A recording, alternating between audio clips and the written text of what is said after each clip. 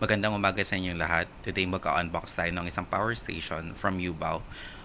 Specifically, ito yung EN300, which is yung rated capacity niya is 300 watts. Meron siyang 72,000 milliamps hour. And nabili ko to 7,000 plus. Ipapost ko na lang kung magkano yung exact amount nung nabili ko siya. And I'll put a link below din kung magkano siya currently. So, going through this box, ito yung harap niya. Yung output natin sa AC is 220 volts.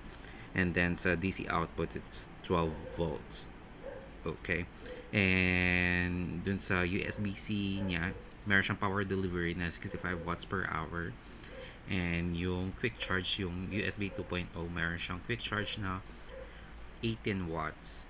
So again, meron siyang 72,000 milliamps hour. And meron din siyang LED light, which is ito.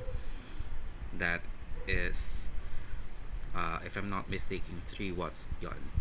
And then, we have 3 ways of charging. Pwede mo siyang i-charge via a solar panel na pwede mo ring mabili kay Yoobao separately. Pwede mo siyang i-charge sa car mo, and then pwede mo rin siyang i-charge via AC outlet. Etong wave na to, ito yung tinatawag nilang sine wave, which is, if I'm not mistaken, I'm not really sure, pero mas regulated yung output ng electricity. Yung AC natin is pwede siya sa, iba-iba yung AC output, pero the one that we got in here is yung international, which is this one. That one. Okay. Sa side mo ng box, meron note dito na do not exceed the rated power, which is 300 watts. So if you're going to use it, you have to check your appliances if hindi siya nag-exceed ng 300 watts. Otherwise, automatically turn off yung power station. So that's a safety mechanism din sa kanya. So that is good. So it also says in here to make sure the remaining capacity exceeds 50% before idle for the month. So if hindi mo siya gagamitan, dapat yung charge na is at least 50% or 2 bars. Kasi merong 4 na bars yung power station natin.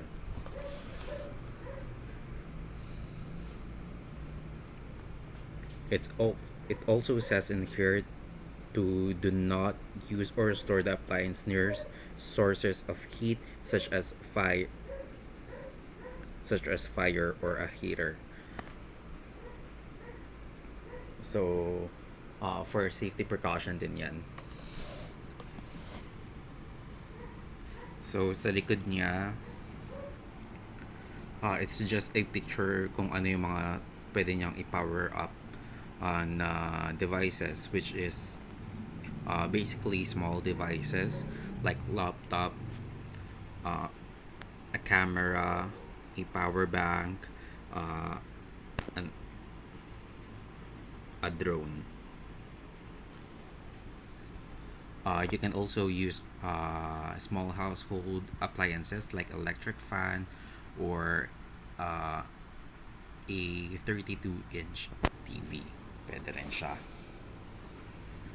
So, ito yung other specification natin, which is, I think, most of them are na-discuss na natin dun sa earlier. So, let's go ahead and unbox this one. So, ayan siya. Open natin. So, sa box, meron siyang manual. It comes in Chinese and in English. Meron siyang dalawang plastic bags dito, which is a bubble wrap. Ang laman nito is yung power adapter at saka yung cord, which is yung tip niya is ganito, and it comes with an adapter as well, wall socket adapter, so hindi mo na kailangan bumili separately. And then the last item that we got in here would be the power station itself. Ito siya.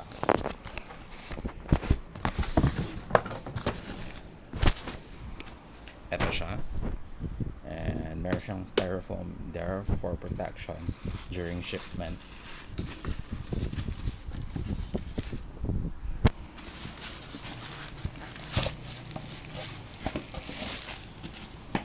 And there you go.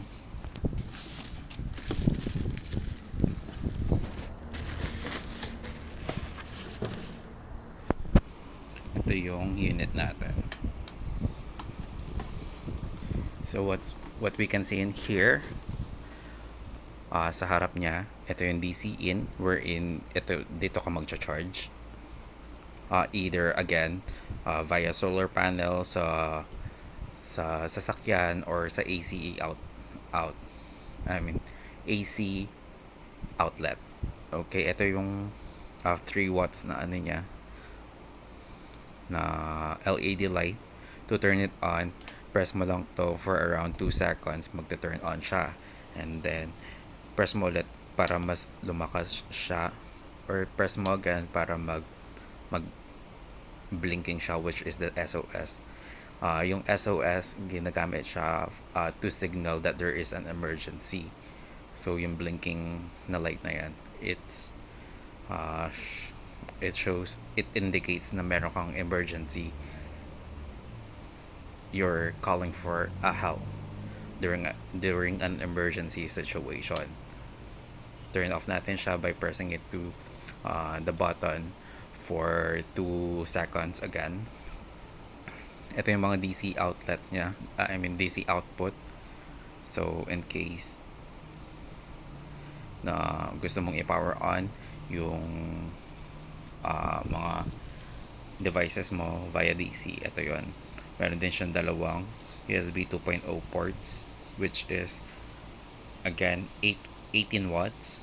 Yung power delivery natin via USB-C is up to 65 watts. Ito yung battery indicator natin, meron siyang 4 bars, and basically kapag full charge na siya, meron siyang 4 bars, and kapag isa na lang yung bar katapos nagbi-blink siya, ibig sabihin pa low bat na yung battery, yung power station. Pero hindi mo siya dinidrain hanggang sa mamatay siya.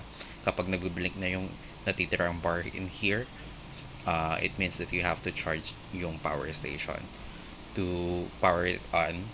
Kapag nagsaksak ka naman dyan, and then nakapag-charge ka, automatically magta-turn on naman yan. Pero to manually turn it on para i-check yung battery percentage niya, long press mo lang yung button na to, and then makita mo, ayun, fully charged pa yung power station natin. Again, ito yung AC outlet natin, wherein yung output natin is 220 volts. Itong AC outlet na to, you can turn it on by pressing this button. Ayan, it will turn on. Pero kapag kapag ayaw mo na siyang gamitin, you have to turn it off, kasi even though na walang nakasaksak tapos naka-power on yung AC outlet mo, nagko-consume pa rin yan ng energy, ng electricity. So meron tayong exhaust dito. So meron tayong exhaust dito sa harap na maliit lang, and then meron din tayo dito sa likod, which is much bigger na exhaust. Gumagana yung mga exhaust na yan kapag naka-on yung AC. Well, ayan. I-on ko muna siya para marinig nyo. Hindi naman siya gaano malakas yung So, hindi naman disturbing yung lakas ng exhaust niya. So, ito yung mga description na nasa right side ng unit. Basically, the ones, the same thing sa, dun sa nasa box. And sa left side, meron lang tayong Yoobao na logo. Sa ibaba, meron siyang apat na rubber feet para hindi siya dumudulas kapag nasa flat surface siya. And sa top, meron siyang handle. So basically, that's it. I think this is very helpful sa mga work from home. Uh, I think this is very helpful sa ating mga work from home na employees dyan. And this comes very handy during a power outage since it will act as your generator. And others din, yung iba sa mga backpackers, sa mga nagka-camping, na kailangan nila ng source of electricity, this is a good uh, power source then. So that's it for our today's video.